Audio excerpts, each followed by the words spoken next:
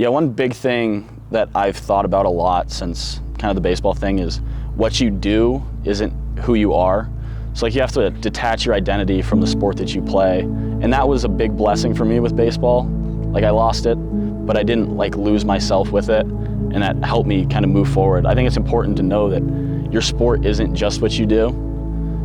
Like you're so much more than an athlete, as a student athlete, as a person, like you're a friend, a sibling, a son. Like there's so much more to your life than just athletics. And I learned that maybe the hard way, but it's been such a good thing to learn because I have something that gets taken away. I realize that there's so much more to life than just the one thing you put a lot of time into. So I had a good start my freshman year. I was kind of stepping into a role where I was getting some innings, and I was really happy about it. And then towards the middle of the season, I think it was 5th or 6th weekend, I started having some elbow pain. Didn't really think anything of it, and we had a home game against some D3 school, and I had a chance to start that game. And I threw okay. It wasn't like the best outing, it was cold. But then I struggled to recover. That next week we went to Michigan State, and I was slated to throw on Sunday in a relief role, and I just told the coach, like, my arm's not feeling great. And then that following Tuesday, I was like, okay, I'm good. Like I kind of told myself I was gonna be okay. And I threw at Illinois State, and I threw an inning and it went well, but my velo was down, and my coach was like, something wrong.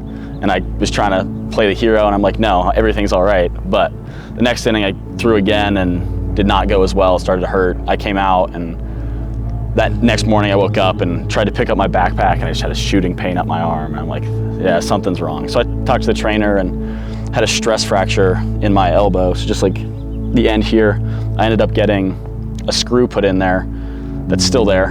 And I think physically I recovered pretty well. It was only like a 6-month recovery, but in that process I was kind of told, like, you can't do anything, like stay off of it, don't throw. And I got in my head that like I couldn't throw, like it was more of like a mental thing. And when I started to come back into the throwing, I had like a little mental block where I felt like my body felt healthy, but my brain was telling my body that I wasn't safe throwing. It was a rough time, especially when I've put so much of my life into baseball, and you just watch like something that used to be so easy since I was like 6 years old. I could play catch, I could throw a strike, and kind of just went away. That was a tough experience, but it's definitely helped me with some other challenges for sure.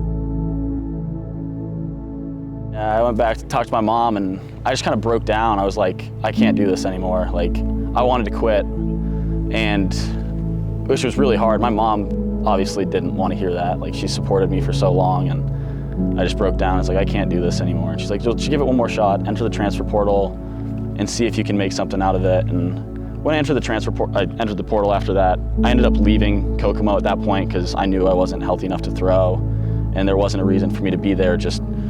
And I had like a 60 ERA in the Northwoods League, which is not a great look, especially when you're trying to transfer. But when I entered the portal, I mean, having Illinois and some innings pitched, like I got some offers and people were reaching out. I had options, and I wanted to go to Colorado Mesa. My brother went to School of Mines out of high school, and he played there for a couple years. And I like saw this school and knew they had a good baseball program, so I wanted to come here and see what I could do. And I didn't get much of an offer really. They're just like, yeah, you can come play.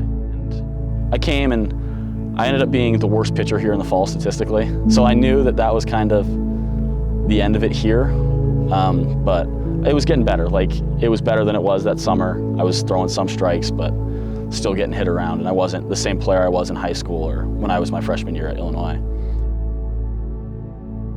Coach Hanks and the baseball team, I still love them, still talk to them all the time. But we had that conversation. He's like, well, where's your head at? And I'm like, I can't do this anymore to myself. And I talked to my mom about it, and my parents wanted me to go to a junior college and try again. And I was like, I feel like I've tried again a couple times, and it might be time for something new. So I spent that time trying to figure out what was the next step, because I knew I wasn't done. Well, I have a good buddy who's in the I guess it's just the A's organization now.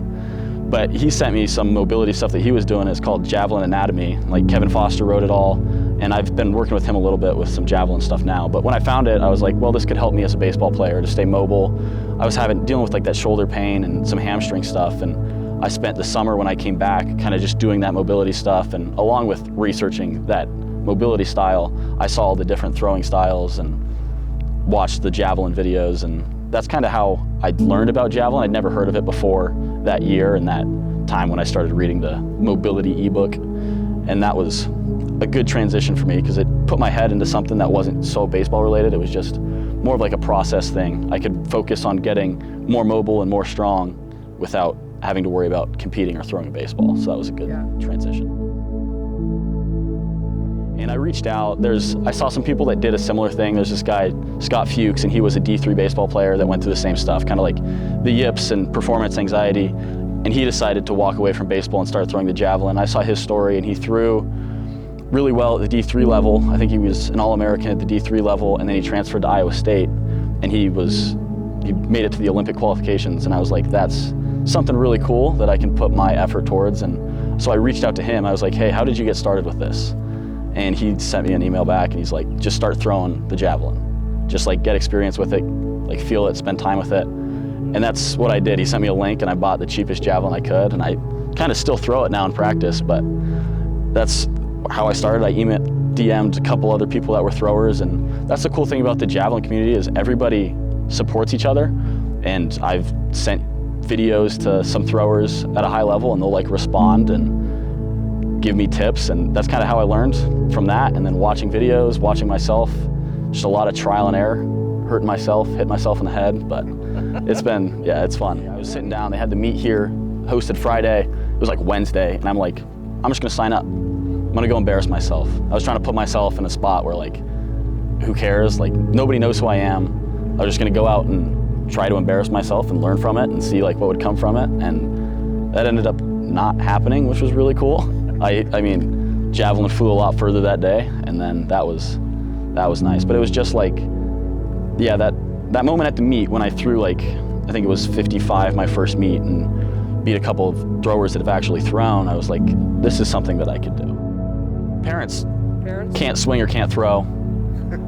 I don't know how we got into baseball and softball, but we did. And I think part of it was we were just kind of good at it at a younger age. We played a lot of wiffle ball in the front yard, swinging and hitting, and just kind of what we fell into, and we ended up being good at it. And obviously I kind of followed my brother's footsteps. He was a good baseball player, good pitcher, and just wanted to be kind of like him, you know? So that's how it progressed, I guess. Yeah. I mean, a lot of the stuff that I had with baseball was some mental performance anxiety, right? And a weird thing with the javelin is it was a real reset. Like, I don't feel that same performance anxiety. I get the butterflies, but they feel like good when I'm throwing a javelin. Like, it's more of like a motivation to go out and throw it. I guess it might be because I don't have to be fine with where I'm putting like the ball. I just can throw it as far as I want, as far as I can. So that's like something that's switched, and I've spent more time with, you know, being at peace with thoughts and anxieties a lot in a better place now, so that's good. But it wasn't all me. Like my mom pushing me to go try somewhere else, because I wouldn't be able to throw javelin in Illinois if I would have stayed there as a student. So like that, I like truly believe that everything happens for a reason, and I'm a Christian. I believe that God put me here, and He's made this path for me to go out and do what I need to do to inspire others, or whatever that is. Like, there's more than just whatever I'm doing, and just having those people around me to push me to do other things has been really helpful. I don't think I would be here if my mom didn't say like, hey, you gotta go try baseball again, because it gave me a great opportunity to come through a javelin. And who would have thought that? Like, that's not how my head would have thought as a freshman. I mean, as a senior in high school, I would be shocked. I don't know if I'd be happy with where I'm at, because I would have loved to be with where a lot of my friends are playing professional baseball, but it's still like a really cool situation where I get to compete at a high level doing something that's really fun to me.